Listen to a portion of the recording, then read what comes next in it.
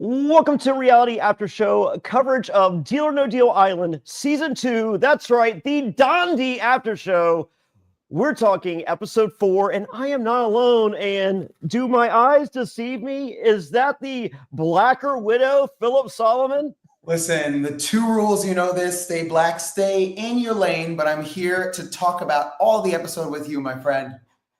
Phillip, you right out of the gate, let's go back in time a little bit. All right, let's right out of the gate, you recognize Parvati. I too know Parvati. We played Survivor, Micronesia fans versus favorites together. But you clock her, and you're just like, hey, this is either good or this is bad. You chose the friendship route. So far, this has looked good. We've seen you guys working together in the excursions and all that. We're on episode 4 now, and there's an alliance referred to as the family, where there's a son named Dixon. Apparently, they have a daughter named MG who just started dating for the first time. Pretty excited about that. I didn't catch a Phillip in the family. There is not a Phillip in the family. As far as my relationship with Parvati going into the game, I specifically was like, if there's another Boston Rob, big name, I need them out immediately. I very much like you as a viewer was like, why are they still there? But the thing with Boston Rob is that he was kind of outed immediately. As I asked around and talked to certain people, only half the island really knew who Parvati was. So she still had that strength and power. She was still kind of undercover. So for me, in just being like a regular American civilian, the one advantage that she had is she understood being on TV, doing well in challenges, and staying focused on getting one step ahead. So I figure as long as not everyone knows who she is, she would be a great person to work with, because if something's going to happen, it's going to be with her. And I'm going to be standing right next to her whenever I can. Yeah, and you can out her whenever you need to. Totally. Yeah. So, I mean, because I like, it kind of got funny that, because, we see your conversation. We're just like, all right, I like this. And then, fast forward, she's having the same conversation with 3 other people. And it's like, still, though, that's not everyone. Agree. It is not everyone. So for me, I had never watched her on Survivor initially, but I had watched her on her last season of Survivor and Trader. So I was pretty familiar as far as just like, what's her deal? What does she do? Why is she successful at what she does? And what's great is that if you actually look at our interpersonal relationships on the island between me and her, everyone's pretty covered. We don't really hang out with the same people. So we just kind of split the island in half and kind of went about it. Divide and conquer. So, because you guys have different sleep mates, right? Yes. Because you're in with Letty. Yes. Okay. So, yeah. And that's a huge thing. I didn't know what, and I mean, I've done like 90 freaking TV shows, and like I've been doing this since 2003, but I did House of Villains, and I go into the house and there's two bedroom bedrooms, and there's 2 3-bed bedrooms, and I'm just like, I want the 2-person bedroom because I value sleep. Johnny Bananas is like, okay, you take this side of the house, I'm gonna take this side of the house, divide and conquer. I'm gonna take the 3-person bedroom. I'm like, oh, how stupid is he? That's one more person he's communicating with every single night that I don't have. However, I do have Bobby Lights as my one person, and Bobby Lights is talking to the entire house at all times. Always, yeah. But usually not about House of Villains. True. So I did learn that lesson semi the hard way. And, I'm not throwing anyone under the bus here, but I will say this. In order to turn down a show, you have to be asked to be on that show. Wow. Didn't think we were going to go right there already, but here we are. Who's to say who I'm referring to? Wow. I'm just saying, in order to say no, you had to have been asked. The headlines are headlining, Jonny Fairplay. Wow. All right, let's do this. Let's do this. All right. So we are here. It is episode 4. And we see the episode begins with Storm and MG recouping in the morning.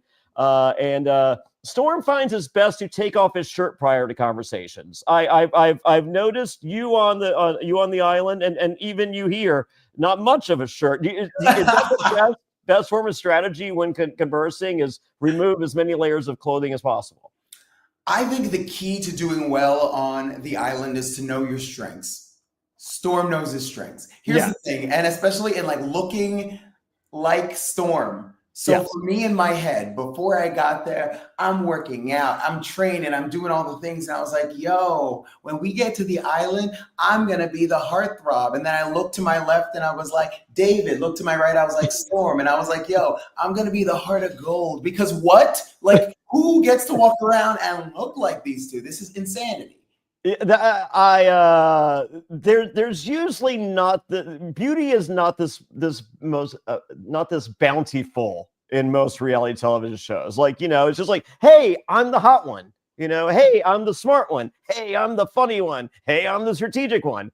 Like, you got three guys raising your hand going, hey, and there's just like, oh, all right, so we all applied for the same gig, huh?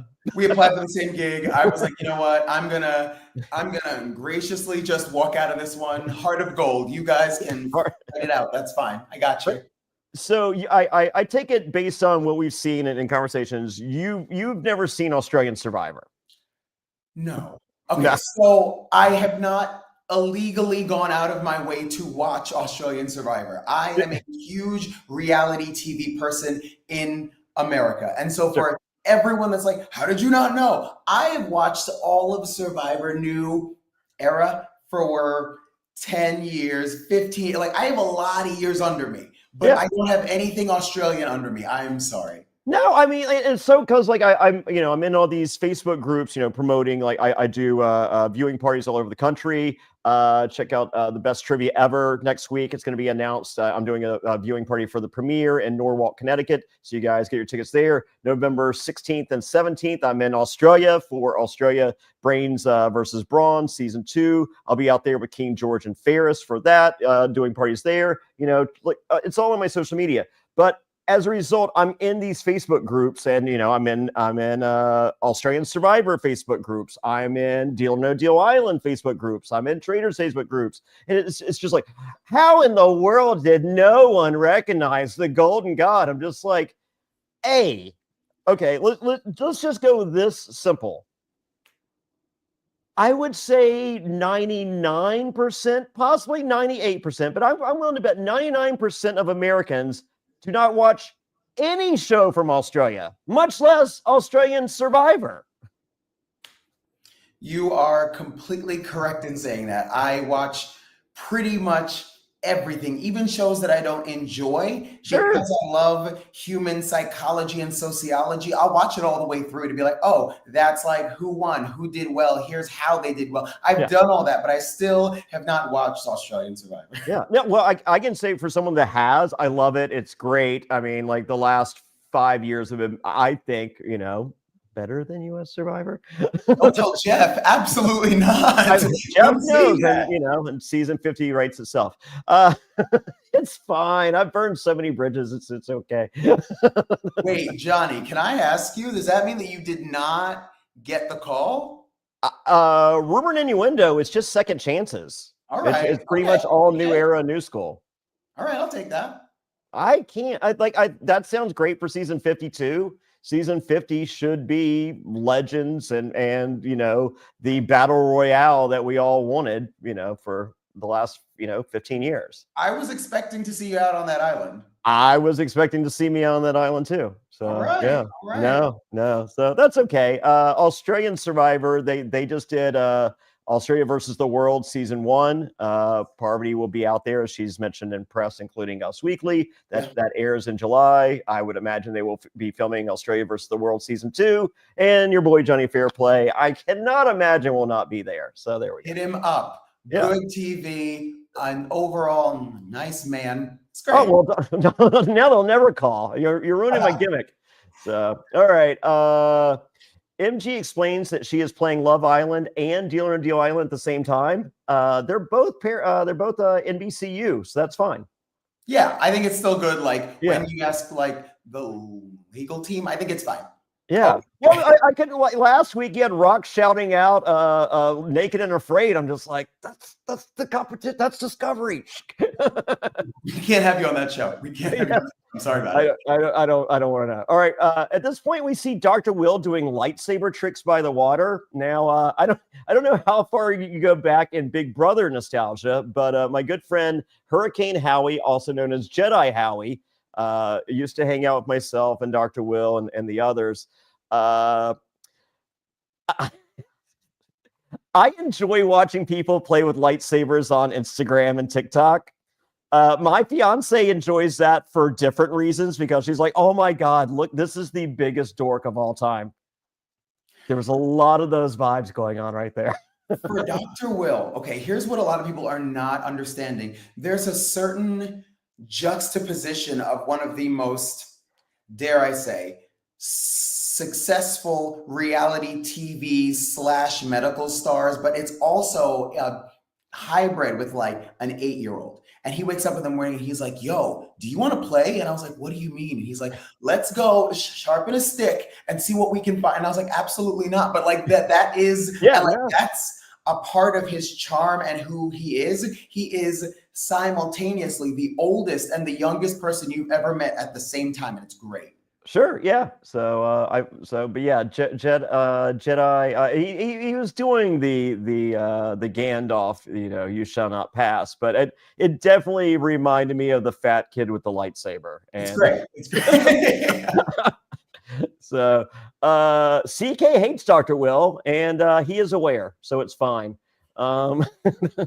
So we're at breakfast, and if Dixon has anything to worry about, the Golden God is going to battle stations. Now, I don't think we use that terminology here in the States, but I'm for it. I'm willing to work that into the vernacular. He was ready to go, and I think that on the island, just to give you some like insider insight, from day one, Dixon was worried. He like if anyone even said his name, he like needed to know like what was happening, which again, any good player never wants to hear their name said where they're not. I understand it, but at the same time, but paranoia is not your friend either. Right. Yeah. No, he went from like 0 to 100 quick. And so I do appreciate David calming him down. You can see that David's a good game player because he said, yo, listen, there's something in this guy that I can use. And so I don't want to throw him away just yet, but I think I just need to reel him in. And that's why David and Parvati were David and Parvati. They knew when to reel you in and they knew when to cut you loose. Yeah, well, I mean, I think we get the origin story of the paranoia here from Dixon when he's just like, my dad says I'm not entertaining to be enough on television, and A, I feel the jury's still out. Who's to say?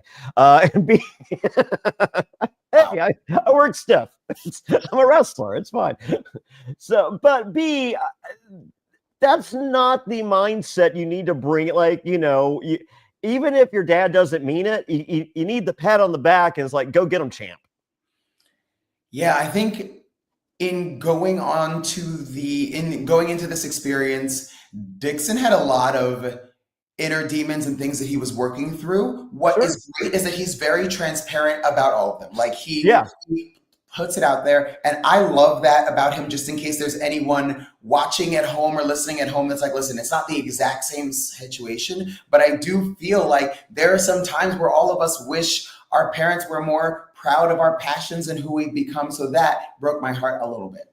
Yeah, and I'm sitting there like that statement right there is why I cast Dixon if I'm casting the show. It's like I'm casting you and the Golden God and Parvati and all these people for obvious reasons. But with Dixon, I'm sure he's going through the casting process like, oh, does this kid have it?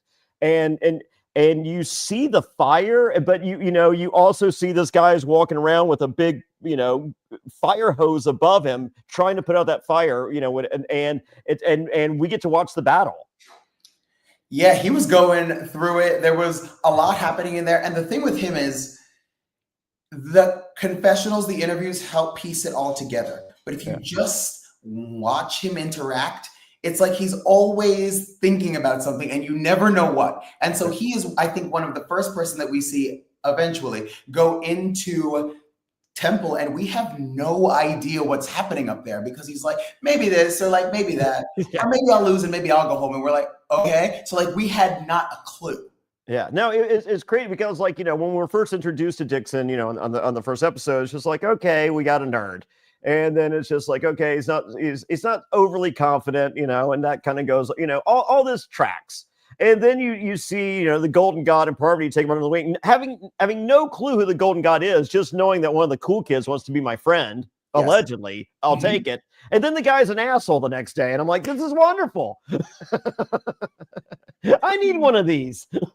He is a reality TV connoisseur. Him and I talked Survivor, Big Brother. We talked the entire reality TV Rolodex. We went back and forth about who he thought were like the best winners, the worst winners, the people. Where did I rank on this? Ooh, I want to say he said you were the best of all time. Oh, sure, that track. He said that. He said you were the best of all time. Fair enough. You know what? The jury is no longer out. Dixon's good TV. I've decided. So, well, while all this is happening, everyone is spotting the showmance. Warning. Okay. I'm here. This has been a thread of reality television, from the existence of time in which reality television was created. Yeah. The dreaded showmance. I don't have a problem with the showmance because, yes, it's a block of two that will more than likely not vote against one another, and however, A, if that block is with you, you're good, and B, as great as a potential romance is, it can turn south real quick. And then you have two people literally raising their hand going, I need to go home. And it's just like, and I cannot wait to send you home. So yes, for this game specifically, I'm normally anti-showmance, but for this game, it doesn't really hurt or help. And I think that's what a lot of people have to realize in, let's say, versus playing a Survivor or a Big Brother, where it comes down to how people vote individually. This one really doesn't. It still comes down to, are you going to play or not? And then even if you do, you have a 50-50 shot. So like the romance doesn't really help or hurt us. It's just at least it was something interesting on the island for people to do and talk about, but I don't think it really helped or hurt anyone. I feel we're going to get to the Dixon of it all, but I feel like Dixon. I feel like there's a tinge of jealousy. Just like, well, I'm pretty much the same guy according to Storm. Why didn't she pick me? And if Storm's not here, maybe she will pick me. I wish I could say you're wrong, but my insider scoop on this is that from what you're seeing, they did a great job of showing you Storm was in Dixon's corner hard. I know. He really did help and encourage. And I wish I could say they knew which clips to show to give you that like arc, but it happened. I think they nailed it. And I will say this. I feel that it's no secret. I feel Deal or No Deal Island's strongest competition right now, reality-wise, is of course the Traitors. And I think you guys started strong with with a 2-hour episode, and then episode 2 and 3 you got hanging in there, but Traitors has just brought it, both NBCU properties, so it's all good. We keep it in house here, but the Traitors have been traitoring, and I think a lot of people wanted the Dondis to do. I think tonight was a very traitorous episode of Deal or No Deal Island. I am telling you right now, as someone who was there, this episode changes the game. Everything after it happened because of this episode. Like I can imagine. It was not. It was like no. We get a couple reactions. Just like we'll get there. But I love it. Like this is what I've been wanting all season, and I felt that we could and should. I mean, like as I said, you got Parvati out there, you got Dr. Will, you got. These guys can't sit back for so long, and then you have the son of David who's just like, oh yeah, hold my beer. You mind if I fire the first shot? It's like, okay, I guess we're now playing Dondi. This one was definitely activated. I hope in the next episode you get to see a little bit more of the aftermath, but like we were heated, we were mad. And I think that it's one of those things where like this specific round elevated everything after it. At this point, we are officially playing. Heat is on. Yeah, and it felt like that. Like in that moment, it was like, oh my god, like so we're not swimming with swimmies, right? We're just in the deep end. Okay, Yep. let's go. So yeah, no, I love and as I said, of all the people to fire the first shot, who has money on Dixon? Right? We were as surprised as all of you. Don't worry. Like, if Parvati does this, it's like, okay, well, Parvati's Parvati. Like we were stupid for allowing her to start this battle. So, apparently battle stations. it's all there were like here. 12 of us, 14 of us, maybe on set total, and he said Storm's name, and there wasn't a single sound, and I was like, oh, like everyone's like, is that real? I'm like, this just happened. This just happened. Yeah, I love it. I it's great TV. So, all right. So we have the family alliance, which consists of the Golden God, Parvati, Dixon, and MG. Was really hoping, like the the later seasons of Brady Bunch, Cousin Oliver. I would allow a Cousin Phillip, but it does as of now. Here's the thing. I watched the Brady Bunch. Nobody liked Oliver. So okay, I'll take it. Oliver. Even down the road, in retrospect, you're like, wow, Oliver really sucked, huh? But the role I will take is Alice. I'm just out here being significant because Alice was always there. She wasn't like a member of the family per se, but Alice knew what was going on in the living room, the kitchen, everything. She's always there for a good meat delivery. Oh. Not that, Johnny. Well, Seychelles sees this family alliance as a great big shield, and I'm like, Seychelles, stop winning me over more and more every single week and saying the greatest things that I want to say. Iconic every time. She's wonderful. Like I did first episode, I thought she was coming directly after the Golden God. I'm like, oh, like you can come after the Golden God. I just don't need this out of the gate. Because I don't feel like this battle is going to last long, and I don't see Seychelles winning early. Yeah. But if Seychelles wants to assemble her army and the Golden God has his thing and the two don't meet until later and Seychelles gets to say the greatest one-liners of anyone on the show, present company excluded, I'm here for it. I think what Seychelles has is a very unique way to read people and read the situation. And even though I don't know if a lot of people realize it, but she's always kind of thinking one step ahead. She's not only viewing what's happening right now, but being like, how could this affect me long term? And I think for the people that are eliminated in the first half, they don't have that skill of like, how is this going to work for my long term thing? But for her, she's immediately thinking, how do I get to the end? Yeah. So no, I love it. I love her reads. So it's time to rank yourself on it's guest rankings, biggest to smallest threat. Seychelles wants to be a bottom. Phillip, we'll get there. Nope. We will not get there, but okay, cool. Will is the biggest threat, according to Will. Yes. And take that, Joe Manganiello or whatever, if that is your real name. And Joe says, no, it is not his real name. No, it is not, sir. Straight face. No, it's not. I was like, oh, okay. Yep. I am so glad they included that because that would be one where you may have a more uptight host that's just like, yeah, that's not seeing the light of day. Joe seems fun.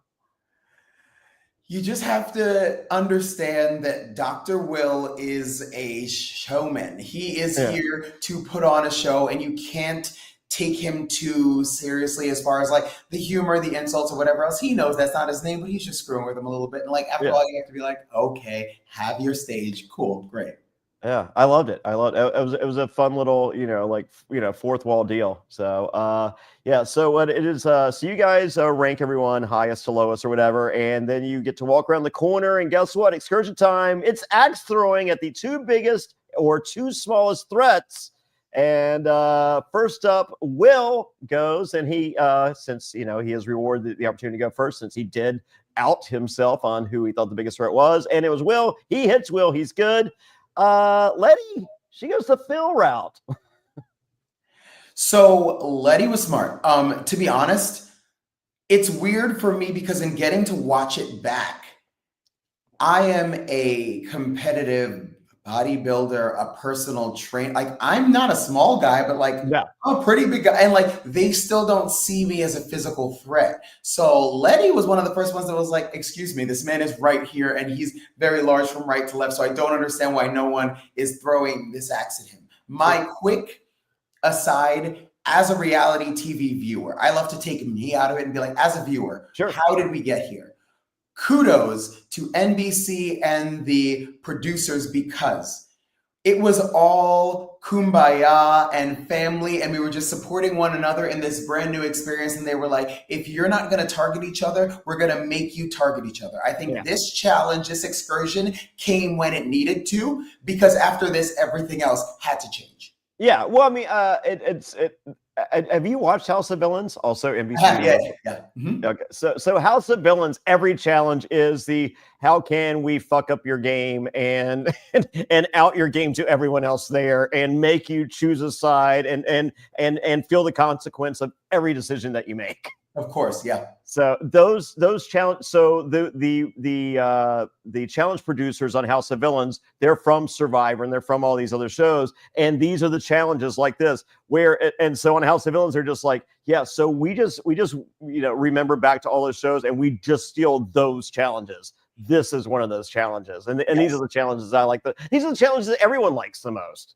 So because like the other stuff, when like you're climbing something or whatever, literally. Pick a number between 1 and 10. I don't care. Like, so, but this stuff, outing yourself, potentially ruining your game. This is the challenge I want to see every time. Of course. Yep. So I love it. All right. Next, Parv says Parv. Parv's gonna Parv. Still no makeup. It's during the day. We don't get makeup till later. All right. Philip, you're going on Seychelles here, and shots fired. You miss. I did. For me, I saw that everyone was going for who are the biggest threats. But if you really watch Joe give directions, I'm always like this and in it because I'm like, there has to be something that everyone else is not also acknowledging. And he said, you have to acknowledge the highest and the lowest. So I was the first one that was like, I'm going to go for the lowest because no one else is. And so like for me, I was just always trying to kind of go through his information to be like, how can I get out of this unscathed?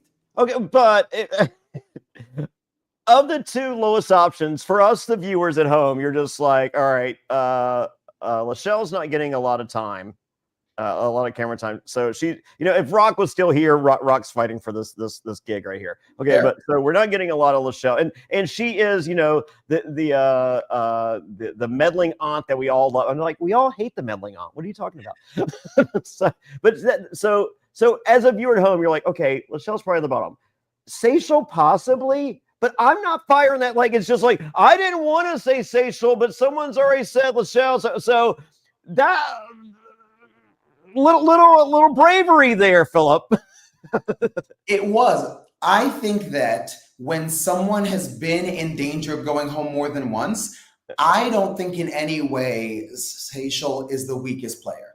I speak to her almost every day. I know her. I know the game, but you said it's really about reading everyone else. And I was like, I think everyone's underestimating her. And that's why I was like, I'm going to go right there. Yeah. But as I said, I felt like the low-hanging fruit was Lachelle, though.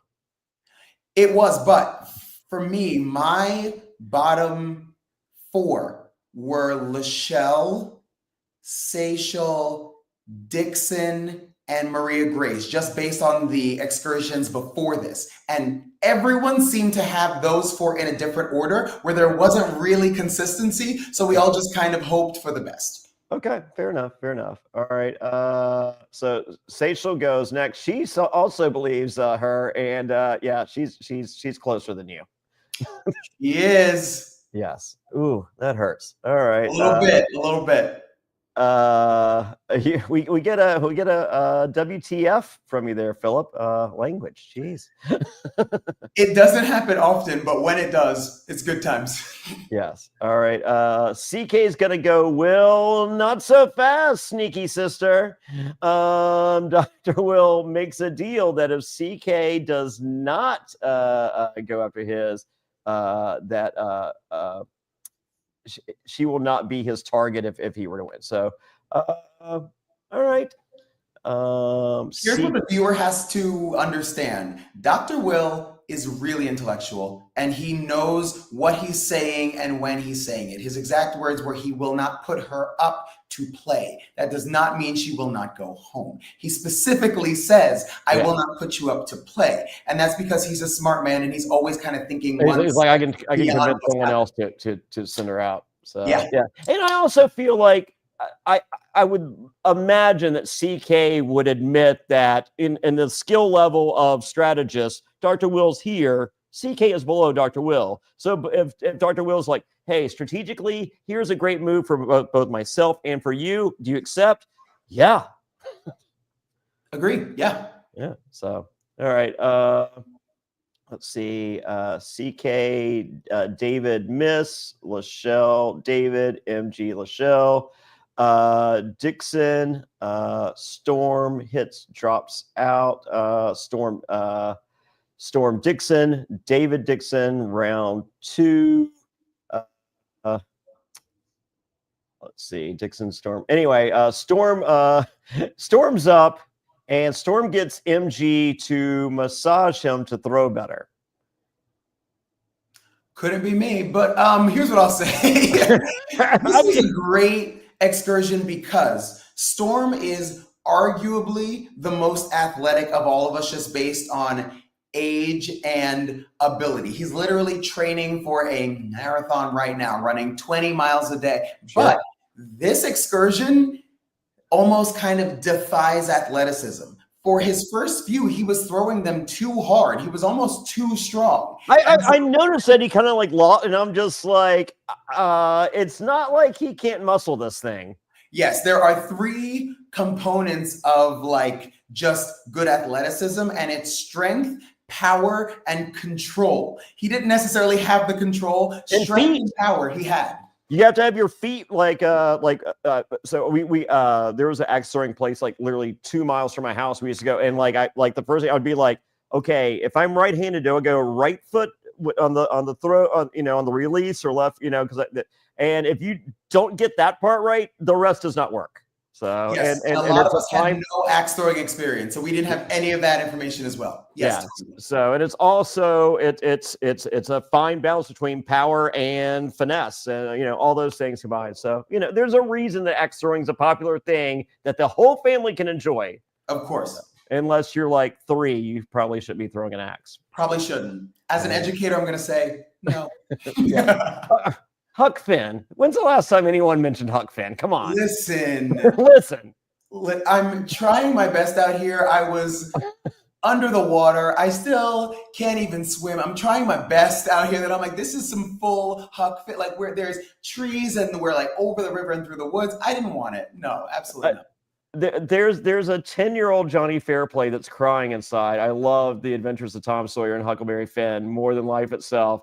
And I do not think it's been referenced in online viewing in 30 plus years. That is what I'm here to do. I'm here to like bring you a personality, but also be like, well, that's new. Okay, cool, great. Do they even teach Huckleberry Finn in school anymore? No, I think it's real problematic. I was about to say that. I feel like there's one area of problem, which I feel like we could change that name and should. Just for everyone at home that did not learn the novel, Huck Finn has a best friend, Jim, who does all the stuff for him, a best friend. So we had to get rid of that, just like because contemporary American society. So like, I think we got rid of it in like the curriculum, but in my head, it's still very much like present. I can reference it. People know what I'm talking about. Yeah. So, but I mean, there were just bonds in that, that like there were, so, but yeah, but I was just like, oh yeah, there's something very problematic. So even in 2025, that's something. Okay. All right. Yeah. So the massage, not the smartest move. I mean, like, I don't feel the massage made him throw any better. It did not, but I will say that it again entertained all of us. There was not a negative gray cloud hanging over them as far as like showmance, Target. There wasn't. It was really super playful and enjoyable to watch. I think also because of their age as well. That we were like, oh, that's cute. They haven't been soured by love or romance yet. Like, okay, cool, nice. So like for us, it wasn't really a big deal. We were like, oh, well, we get it. They're putting on a show. It's the last act. Who knows how it's gonna go? And it happened for him. But is this the straw that broke the camel's back for Dixon? There's a good chance it might have been. To this day, I still have not really gone through Dixon's rationale on this. Yeah. I do think there were things that Dixon saw that was like that he had that again view of like, why not me? And I think that maybe that might have been one of the visual triggers. Agreed. Yeah, like like even if MG's not going to be his girlfriend, why couldn't MG have massaged his shoulders before his throw? And if Storm's not here, does she massage his shoulders the next time there's a throwing opportunity? Yeah, I think there's a lot of untapped potential. We're still pretty early on. Yeah. So I can't say with 100%. Sure, but this could be. I mean, because I'm sitting there, I'm just like, I don't have a problem with it. I love love. I especially love young dumb love. It's the best because God bless them. Right? Yeah. So, but yeah. Anyway, it works. I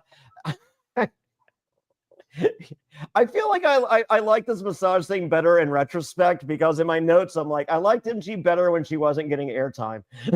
Not bad. Oh no. Who's to say?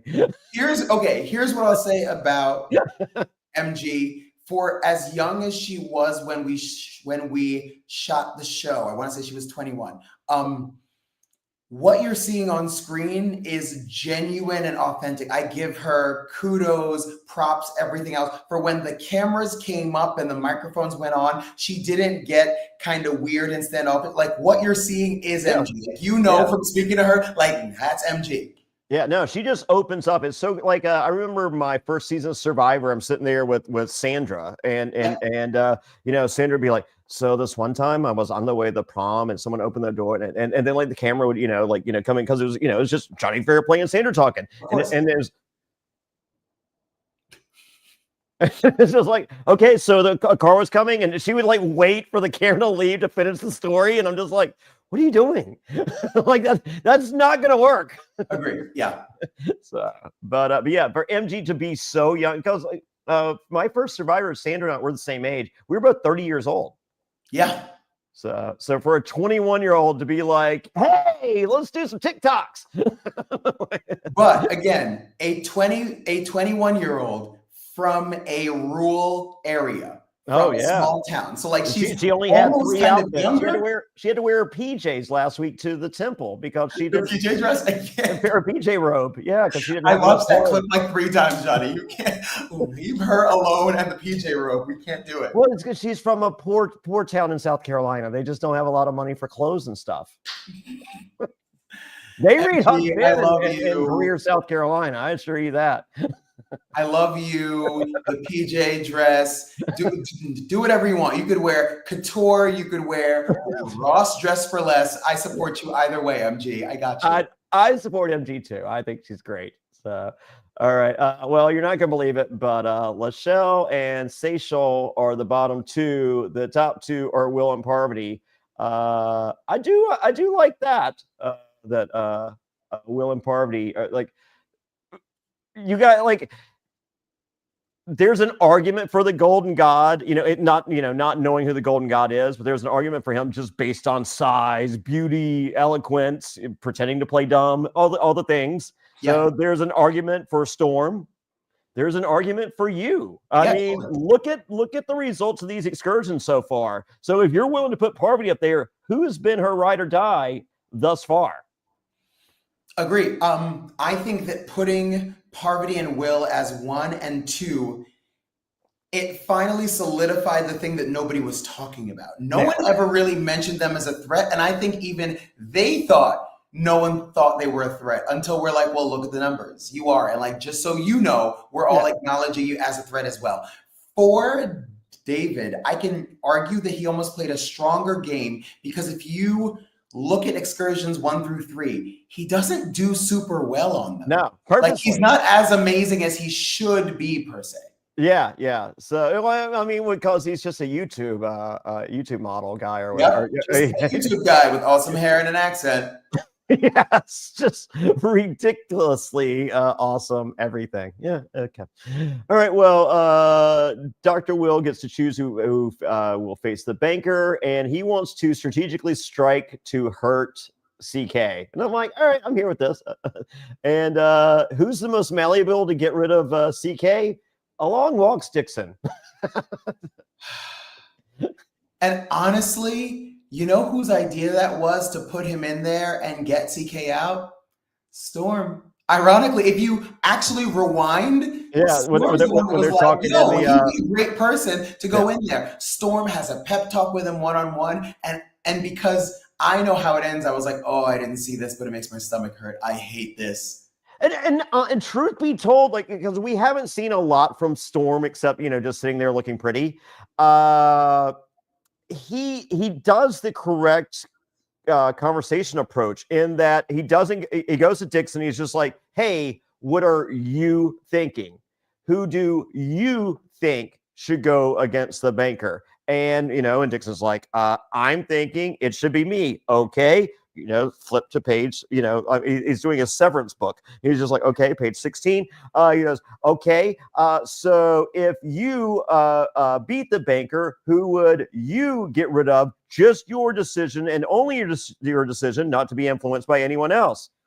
CK, okay, page. This conversation has been great. Thank you. I mean, because a lot of people, and I've literally watched Boston Rob do this last week with Carolyn. And Boston Rob is a master. He goes to Carolyn, he's like, hey, we're doing this, blah, blah, blah. And no, Rob, it's just like, hey, what are you thinking? And even like you walk it back to get her to think that, and you just finish with, I just want to do this because I feel it's the best way to acknowledge you, to hear you, and to appreciate you. So my strategy in the game was, I knew that the thing that I excelled at more than anything was just interpersonal relationships. I tried to have a campsite rule to other people of leaving people better than you met them. The kind of person that actually asks, how are you? And listens to the answer. And so Storm, yes, agree. He gave Dixon the space to talk it through out loud. What Storm was doing was really just kind of gaining that certainty for himself. Ironically, that didn't work out. But at least he was kind of gaining that certainty for himself while allowing Dixon to talk through it and be like, that is an awesome idea, right? And all Storm had to say was be like, yep, high five, bros, done. And so like, it was a smart way for Storm to try to get some insight because we didn't really have any. Yeah, no, I literally watched Killer just like, man, for a guy that doesn't seem to be strategically like I mean, if he was, we're not seeing it, but I feel like he's just a pretty face. And to see him do that, I'm just like, all right, this guy, this is how you play the game. So like when I went to, like, I consider myself the greatest strategist in the history of Survivor, one of the greatest strategists in the history of any reality show. When I went to go do House of Villains right before I left, my fiance pulled me aside. She goes, friendly advice, shut the fuck up. She goes, you walk up to every single person in that house every single day, ask how they're doing, shut up and listen. What I'm hearing is the initial Jonny Fairplay version of stay black and stay in your lane. Like, that's what I'm hearing. Like, just there's no need to go to a level 12 at all time. Like, maybe just listen to people. And I will say, as someone that we both live in Austin, I went to Storm's birthday party a couple months ago. There were like 200 people there and not a single person, because I was just like talking, introducing myself and all that other shit. No one had anything negative to say about that man. Regardless of what you think about Storm, he is one of the most likable people I have ever met as an adult. Yeah, he seems nice. As I said, he seems like a pretty face. I don't feel that we got to see a lot more, but as I said, that conversation with with Dixon is not a conversation that an asshole doesn't have that conversation unless that asshole is literally biting their tongue the entire time, and you can literally see it paining them to have the conversation. That's not what I saw. I saw good gameplay and what would appear to be a good human being. Yeah, it was good. So you're in Austin? Yeah. Rumor and innuendo says the Golden God is now living in Austin. He is living in Dallas, actually. Oh, so Dallas. Okay. Me, him, and Storm are all like within a couple hours of each other. That is so crazy. I love it. I love to hear that. So it shows do these things. So yeah. Me and Bananas, I'm in North Carolina and he is in California. It's the same, sweet. It's the same thing. It's no. Okay. All right. Let's see. Seychel doesn't respect Dixon's game. All right. Relax, Seychel. Maybe you do now. Here's the thing with her. I as much as it doesn't show it on camera, Seychel and I are very similar in how we read certain situations. It's just that I sit there and smile and Seychel goes, I don't like that. And I'm like, oh, okay, well, we didn't have to say that out loud. But the thing is, she's going to say it out loud. And like, that's what I love about her. She's from New York and she is from New York through and through. I'm from New Jersey, but I just kind of like roll it in a little bit because I just understand because of my stature and being a person of color, I have to play it a certain way. And so I just kind of like reel it in. But 9 times out of 10, I agree. Yeah, well, the Seychel episode 1, it's just like you don't hear the question, but you kind of hear the question from production. It's just like, hey, what do you think of Luke? This bitch. I was just like, that's what I said. It's so good. This bitch. It's so good. I asked Luke if he wanted to do the podcast. He's like, yeah, there's 20 other podcasts of me saying I'm an idiot. I don't think it's necessary. It's like, wow. All right. Okay, wait. While I'm here, if I can stand up for him for like 30 seconds. Luke is an amazing guy. I got to speak to him one-on-one in our day and a half that we were there. He never went to culinary school. Pretty much taught himself everything. And now he owns his own culinary business. He has cooked for football players, celebrity. He's done all that on his own. And he was fresh out, like he had said on the show, he had just worked through his divorce. I want to say by the time we got there, it was like 3 weeks out. Like it was like right out. And so I also commend him because he was putting his life back together and he was putting it back together in front of millions of viewers. Wow. Well, kudos to him. And the fact that he started a culinary business with $1, folks, is just dream big. $1. There we go. Hey, you're killing me here. That's what I'm here for. So the goal is jokes. I'm 1 for 10. All right. I'll take it. All right, I'll take it. Letty reveals that Storm is a hotter version of Dixon. All right, I don't know what the maths, but I'm okay. If you like blink really fast and do this with your head, totally, yes. Sure. They're like, yeah, the Golden God is not worried about Dixon coming after him, and if he goes home, oh well. And I was just like, wow, all right, well, Golden God not overly attached to his kid. this version, I think that's one of the big things that kind of separates the reality stars from the civilians, if you will. Like for me, I think elimination. No.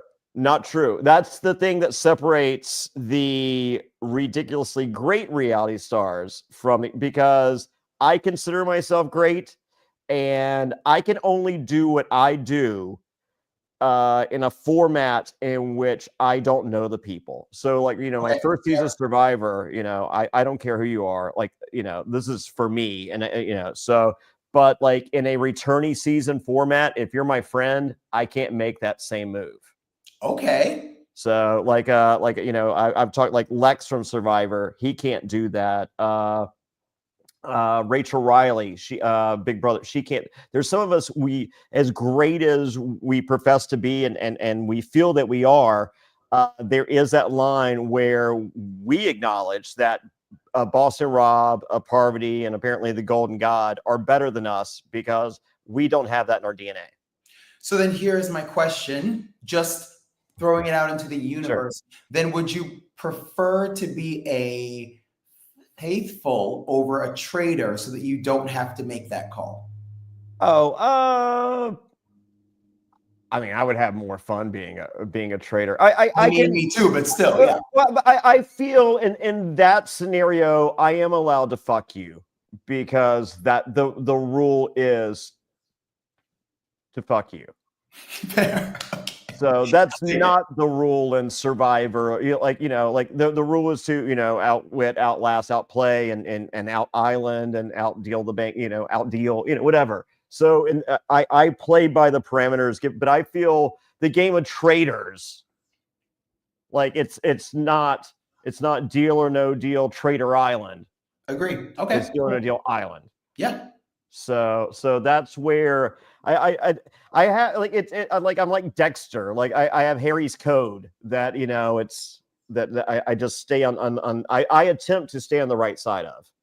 I think season 1 showed us that you can win and play a clean game. Yeah. I think that might be the only season of this game that you can win and play a clean game. I think just in seeing the kind of personalities, and now, especially, let's just say that in a year they're doing this again, people are going to come in hungrier. They're going to come in with plans. And so I think season 1 might be the last time that you can continue to play 100% clean and still be like the one at the end. Yeah. Well, I think season 1 was just, I think clean is a great word to describe it. And then the Boston Rob of it all, in which it's like, okay, we're trying to do something. Boston Rob is here. So that's controlling the narrative to whatever degree.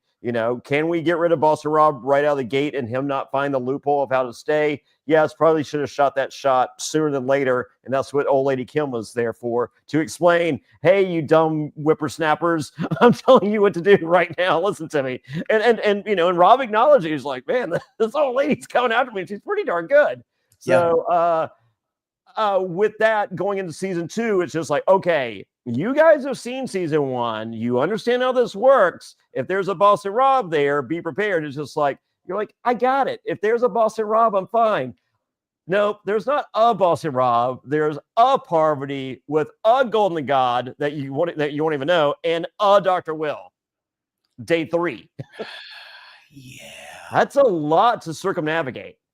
It's a lot. And for any of the viewers, I just remind you to be kind to the civilians when everyone's like, I know, but if I were there, I'm like, okay, but the thing is, they have not only camera experience, but gameplay experience. Oh, everything. We have every loophole there. Like when you show up for a challenge and I show up for a challenge, I'm going to ask the question that you don't know to ask. Yes. Agreed. You might be physically stronger than me, but I will probably beat you because that's what I do. I figure out loopholes and challenges. And you're just like, well, if I had known to ask that, I would have. But you don't know to ask that.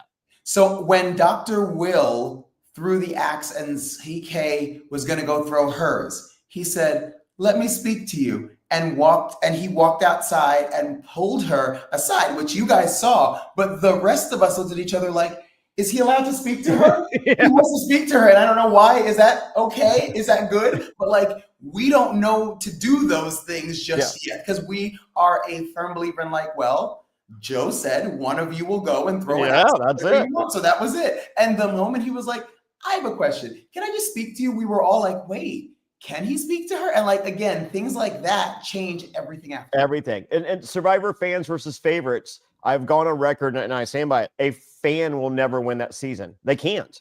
We just living condition wise, food preparation, like everything. Like, like I my first season, we were boiling water for 5 minutes. We were literally boiling away our water because, we didn't know. Like I went back, it's just like, they're just like, what are you doing? I'm just like, yeah, you can just drink the water in the well. Like, I mean, they're not going to give us bacteria water because they can't. Right. Like, so they're like, so how long do you boil it for? I'm like, you don't. Why do you want to drink hot water? And they're like, "Are you serious?" I'm like, "Yeah." And they're like, "This is nuts." I'm like, "Yeah." But you can't. It's not fair. It's literally not fair. So I would have. So for everyone, you saw the evolution from season 1 to season 2. Yep. With 1 Boston Rob to 3 greats. I would not be shocked if season 3 is 50-50. Right. Yep. So it's just the evolution of the game. And I'm cool with it. I don't want it to be all reality stars because I think there was rumor and innuendo they could go that direction. I think there was rumor and innuendo for everything. But I think I love the chemistry. I want a Phillip there every season. I want the old lady Kim there. I want an MG. Having a showmance in which apparently she shouldn't because the Dixon's there. All this stuff is being driven by people that are not Dr. Will, the Golden God, and Parvati. Agree. Yeah, I think that they're amazing at the playing of the game, but if you want plot, if you want arc, they're already great. And I think that it's so interesting to watch civilians grow to greatness in that arc instead. Yeah. Yeah. With the three of the 3 vets, you literally have infield producers. Yes. So like Parvati's not there to hook up with someone. She's got someone. The Golden God's not there to hook up. He's got they have their but they can see you guys running around them. And as an infield producer that's not stopping the shot to make sure, they're just like, "Hey, come here. Tell me about, I saw you talking to Storm. Let's hear all about it." That is something that's what you want. Yeah, agree completely. So it's really cool. All right. Let's see. Dixon tells Will that he wants to go after CK. I'm like, all right. And it's time for the temple. Oh, temple time. Parvati's wearing makeup again. There you go. All right. Dixon's going up, and Dixon is thankful. You're here for makeup time, aren't you? I am. Thank you. Dixon is thankful to play. He's a big fan of Deal or No Deal, the original show, not on an island. And I was just like, I never really watched. I think I've possibly have seen 3 episodes of Deal or No Deal ever in my entire life. But but for some people, apparently it was a big deal. I'm sitting there, I was just like, holy shit, is Deal or No Deal Island a big deal for some people? It is. He had a Rain Man level of information as far as like what hot woman held what. I was like, what is happening right now? That's what I'm saying. I'm just like, it's like someone feeding him this information in an earpiece. Who knows this? No, he didn't. And like, it was the weirdest thing because he had never even really made mention of it before that night. And he walked out and just starts rattling numbers. And it was very Rain Man, like, I get my underwear every week from Kmart. Like, it was like, and I was like, what's happening? And he like knew all the women's names and the numbers, and no one even knew if he was correct. We just went, okay, like you could look all those up. I have no idea. I have no idea. But he seemed I'm not even positive. I think my ex-wife was a suitcase girl at the end. Wow. I'm not even positive.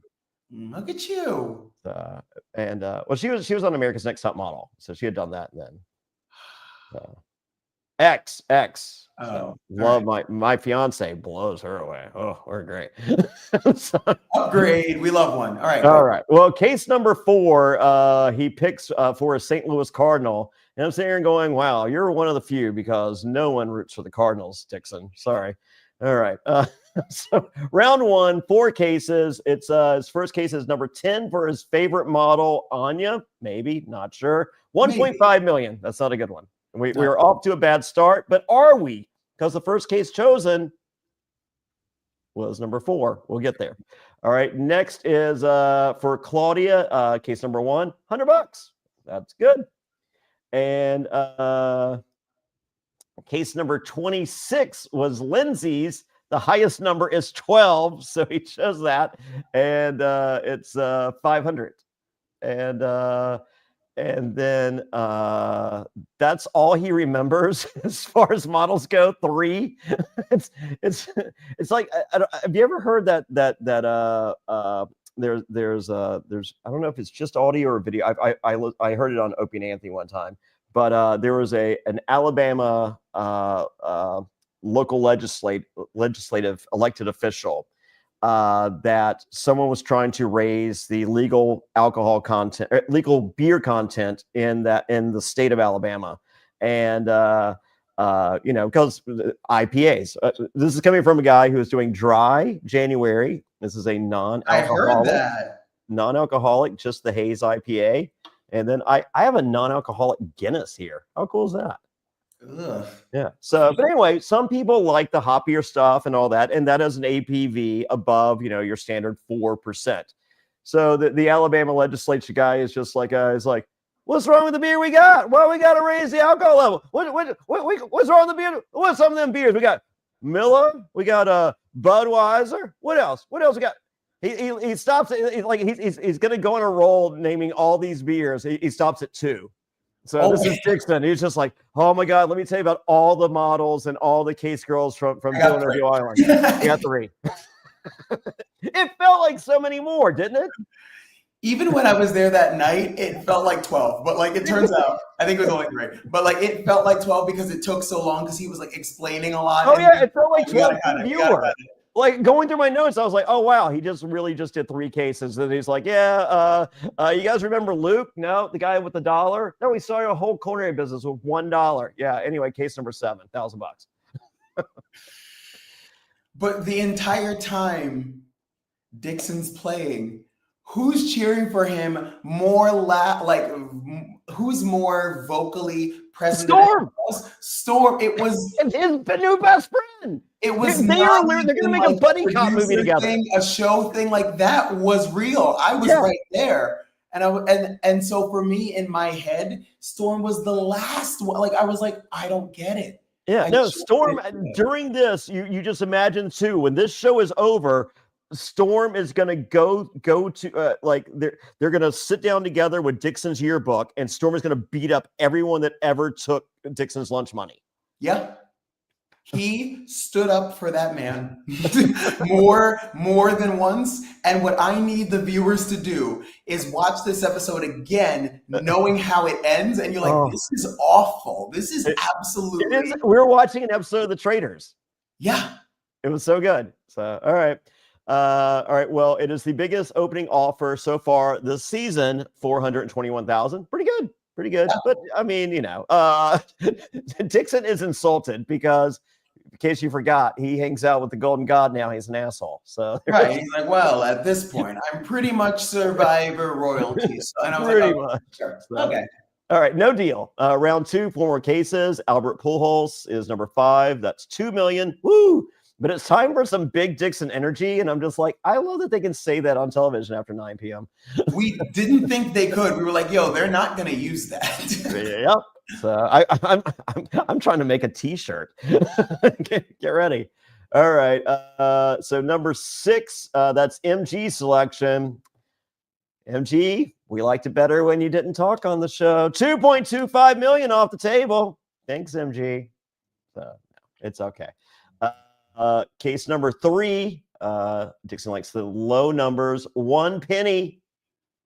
And case number 2, 250. Next offer is in. 1,450,000 is the offer. No deal. The thing about Dixon is he told all of us in going in, he's like, I've waited my entire life to play. If I play, I'm going to play. And we were all like, okay. All right. We remember Luke. I mean, yes, but we figured worst case scenario, he went home. Best case scenario, he told us he was going to take out CK, who at that point was high on the threat list because if you really go back, she's had a hand in almost every major decision made on the island so far. She wasn't in a place of power. She put herself in a place of power to make sure. So if you really go back and watch that, she's had her hand in everything. She is meddling in conversations, whether it was requested, appreciated, or even acknowledged. She's still chirping. And as I said, if responsible or not, she can take credit, but also be the blame for a lot of the moves. Agreed. Yes. So, all right. Final round, 2 cases need to be removed. And number 8, 1.75 million. The 2 highest cases are still there. Next case number 11, $1 effing. Luke knows that one. Only 5 million, 2.5 million remains. And Storm literally says, we have to protect Dixon at all costs. I had no idea what was going to happen, and I write down this verbiage. He said that, and like again, and looking back at it now, I was like, oh no, this is not good. So, well, the offer is $3.2 million, and Dixon says, "I didn't come for the playoffs. I came for the Super Bowl. I have always wanted to press that deal button, but now is not the time. No deal. Storm is behind him 100%. This is the move of moves. That's his guy. They are literally going to get best friend necklaces later this evening. CK's worried. Of course, boom, the briefcase. It's $5 million. Dixon has the record. The bank is now up to $5,531,001. Thanks, Luke. Dixon, who are you going to choose? And Dixon goes, yeah, the best move for me is it's Storm.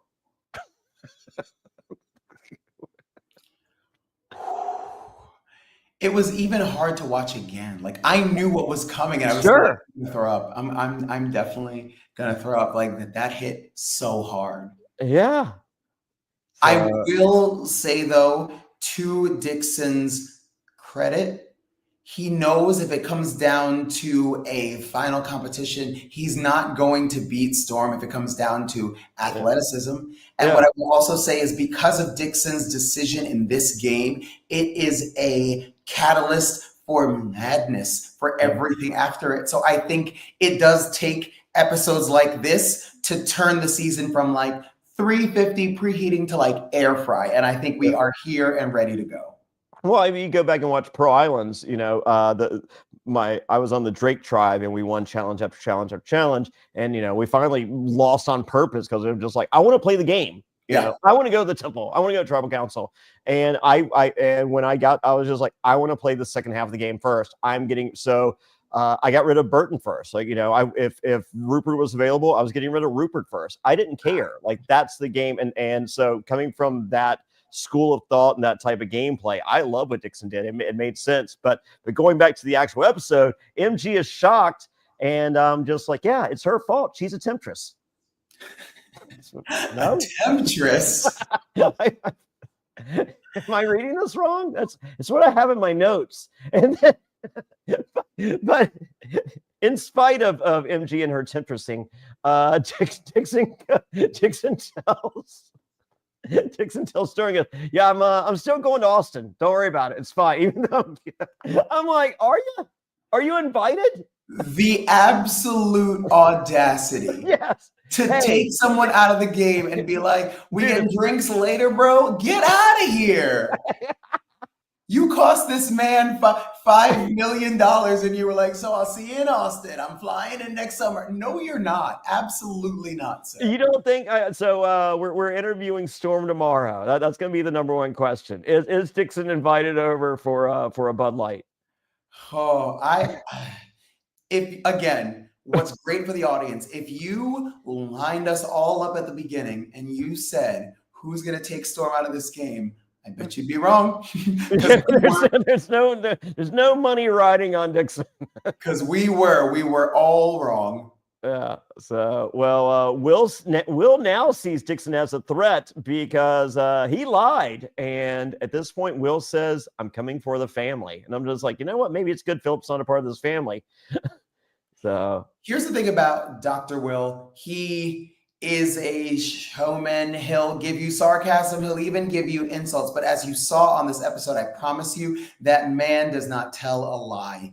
No. He would just not promise you anything instead. But he's not going to say one thing and do another. And that's the thing for him that he was like, well, he has to go now. I'm done. Yeah. No, he didn't like that. So, well, it's almost like an extra scene at the end of a Marvel superhero movie.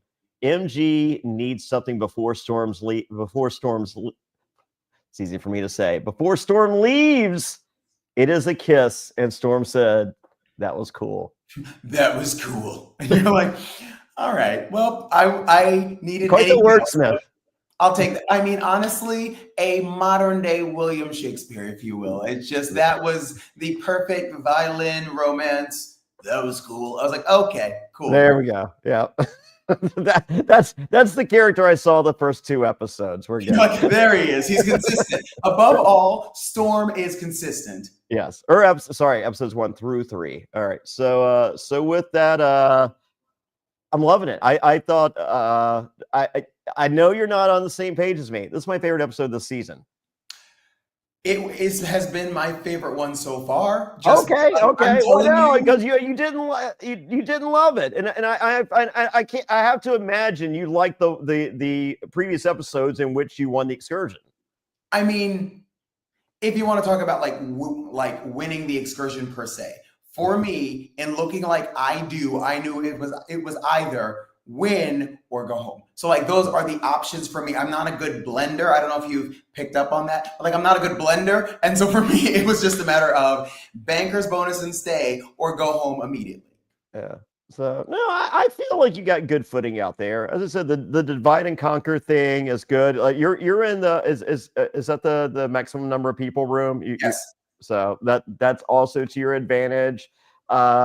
Letty's strong. I don't see anyone coming after Letty. I love seeing you guys converse more and more because I like that the duo of the two of you. As I said, for our first time reality people, you two and MG are I think definitely and Dixon. I think are the 4 standouts. Thank you. I think that in getting to watch it now, it's Stacial, but she's an island of her own. I mean, she's a star. no one's sharing that spotlight. Well, you can, but she'll kick you. It's fine. Yes. In getting to watch it as a viewer and just kind of take myself out of it, there are so many good similarities between like the civilian version of David and Parvati become Letty and myself. If you actually like watch how we're interacting and how we're approaching certain things, like I know they have like experience and some years on us, but like I think as far as just making big choices and being willing to do big things, Letty and I are like right there. I think so too. As I say, I feel the learning curve of season 1 to season 2 just had to be so great because you saw the curveball that was the Boston Rob of it all on season 1. Yeah. So if you're not prepared to adapt and be better than if Boston Rob was not on season 1 of Deal No Deal Island, that show, it is season 2, it ain't this good. Agree. So because like that curveball made everyone have to elevate their game, and you have to elevate your game knowing that curveball is potentially there. They're throwing 3 fastballs or 2 fastballs and a changeup season 2. And you have to, if you can't hit the ball, you're not in the pros. Yeah. So I love it. As far as season 2, I mean, even as far as season 3 and on is concerned, my advice to everyone is if you don't want to bring main character energy, don't show up because this game is getting harder. Yeah. And I don't want you on the show. Because as I said, for you guys, for you and Letty, as I said, I consider, like power 4 or 5 players here. You're holding your own against 3 of the greatest of all time. Thank you. So that's pretty impressive because there's a lot of people that would not be able to step up and deliver. So kudos, Phillip. Thank you. I tried on day 1 where they were like, "What's your plan?" And I was like, not be Times New Roman size 12 of a personality. Like we have enough of it. So like do something big, something bold, even if you don't win, have people know who you are. Yep. I love it. So, well, Phillip, where can everybody find you on the socials?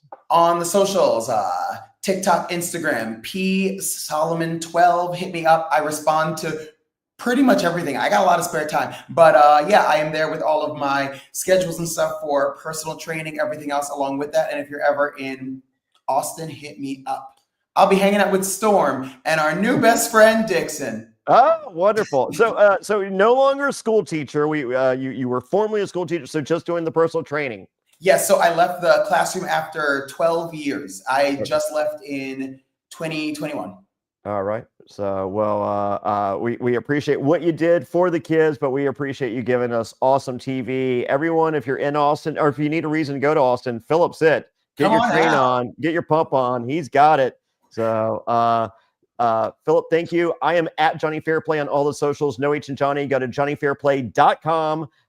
Once again, No H and Jonny. Get your cameos. Get your. I got 5,000 records on eBay. How insane is that? Who doesn't love a vinyl record? And see me for my upcoming appearances. Tomorrow night, Wednesday, January 29th, I'll be in Cleves, Ohio at Flippers Pinball. I am hosting and participating in an IFPA pinball event. Matt Bishop from Survivor is going to be there. Matt Borson from the Jungle Gym podcast is going to be there. A host of others. It's going to be great. It's $5 to play pinball against one of the best of all time. Me. I'm okay. I have a few pinball machines, just a few. So, and then February 27th, I will be in Norwalk, Connecticut for the premiere of Survivor. All those, everything will be updated on JonnyFairplay.com, or just check my socials, Instagram, at Jonny Fairplay, TikTok, at Fairplay Talk. It's all there. And and check us out. Tomorrow we will have Storm. He will be with my producer, Bobby Goodsby, as I am en route to Ohio. And then Friday, I will be back for Traders episode 5, maybe. Who's to say? Whatever number they're on. Loving everything the NBCU is bringing to each and every one of us, reality-wise, and everything else each and every week. Thank you so much, guys. Until then, bye, everybody. Bye.